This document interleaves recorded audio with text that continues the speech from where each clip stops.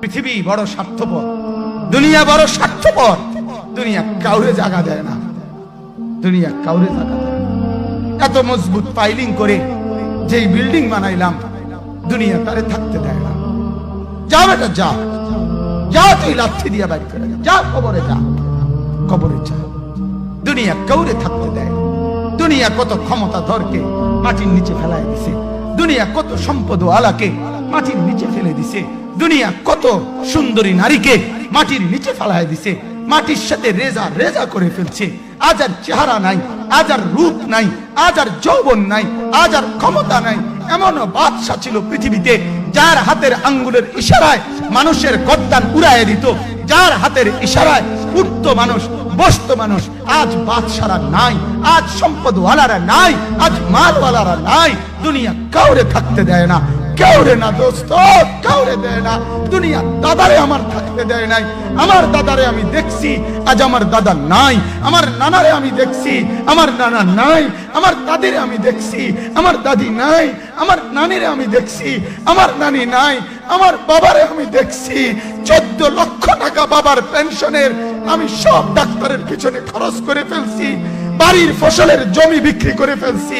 আমার বাপ যেন না মরে বারবার বারে হসপিটালে নিছি, কিন্তু দুনিয়া আমার বাপকে থাকতে দেয় নাই। আমার বাপ কবরে চলে গেছে। দুনিয়া কাউরে থাকতে দেয় না, কাউরে না, কাউরে না, কাউরে না, কাউরে না। আমার বাপ দুনিয়া কাউরে থাকতে দেয় না। তুমি থাকবা না, তুমি থাকবা না। দুনিয়ার ধোকায় পড়ো না বাপ, দুনিয়ার ধোকায় পড়ো না।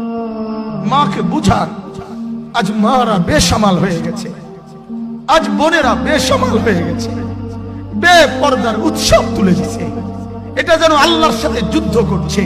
আল্লাহ করোনা না, তুমি আরো কিছু দাও, আমরা বেপরদিকে ছাড়বো না। যুবক ছেলেগুলো যেন বলতেছে, আল্লাহ তুমি করোনা দেওয়ার চাই দাও, অশ্লীল ছবি দেখা, ফেসবুকে নর্তকী দেখা আমরা ছাড়বো না। দেখি তুমি কি করতে পারো, তুমি যা করার করো।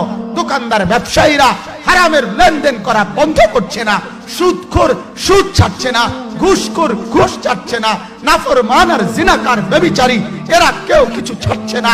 বেহায়ার বেপর্দা নারী তার অশ্লীলতার বেহায়াপনা ছাড়ছে না। মুসলমান তার ঘরের টেলিভিশনের নর্তকীর আওয়াজ তো বন্ধ করছে না। হায় করোনা কিভাবে যাবে, আযাব কিভাবে যাবে বলেন, বলেন, বলেন আপনারা। আমার বাপ ফেরাউনের উপরে তো আযাব এতদিন ছিল না, নমরুদের উপরে আযাব এতদিন ছিল না, সাদ্দাদের উপরে আযাব এতদিন ছিল না, কারুনের উপরে আযাব এতদিন ছিল না, লূত আলাইহিস সালামের কওমের উপরে আযাব এতদিন ছিল না, হুদ আলাইহিস সালামের কওমের উপরে আযাব এতদিন ছিল না, নূহ আলাইহিস সালামের কওমের উপরে এতদিন আযাব ছিল না। আজ আমরা মালিককে এই পরিমাণ নারাজ করছি, মালিক এত বেশি নারাজ। আজ 1 বছর হয়ে গেছে, 1 বছরের চাইতে বেশি হয়ে গেছে, কই করোনার মহামারীর আযাব তো যাচ্ছে না, গেছে গা বলে। আমাদের লক্ষ লক্ষ বাচ্চার পড়ালেখা বন্ধ, এরা নষ্ট হওয়ার চূড়ান্ত পর্যায়ে পৌঁছে গেছে। মোবাইল এদেরকে শেষ করে দিছে, লক্ষ লক্ষ ছেলে।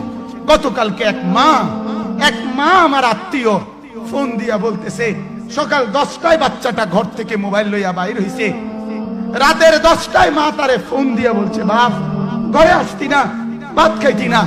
বাচ্চা তারে বলতেছে, তোমার অসুবিধা কি, তোমার সমস্যা কি? মা এই কথা বইলা কাঁদা দিছে যে, শোনেন হুজুর কদ্দুর দোয়া করো। এক বাচ্চা, এক ছেলে, সে যদি তার মাকে কথা বলতে পারে, তার মানে গুনাহ তারে এত মজা দিয়া দিছে, ফেসবুক তারে এত মজা দিয়া দিছে, ইউটিউব তারে এত মজা দিয়া দিছে, নর্তকী তারে এত মজা দিয়া দিছে, গুনার দৃশ্য তারে এত মজা দিয়া দিছে, সে মাকে ধমক দিচ্ছে। রাত 10টা বাজলে কি হইছে, রাতের 3টা পর্যন্ত দেখলে তোমার সমস্যা কি? আমার আখিরাত আমি নষ্ট করলে তোমার অসুবিধা কি? আমার জাহান্নাম আমি ঠিক করে নিলে তোমার সমস্যা কি? আল্লাহ আমাদেরকে মাফ করে দেন, আল্লাহ আমার জাতিকে মাফ করে দেন।